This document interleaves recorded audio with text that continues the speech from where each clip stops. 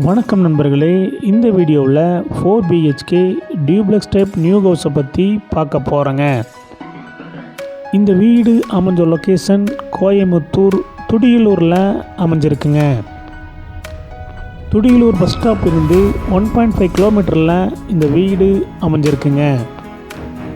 இந்த வீடு அமைஞ்சிருக்கிற லேண்ட் ஏரியா 5.5 சென்ட்டுங்க. Building square feet 3230ங்க.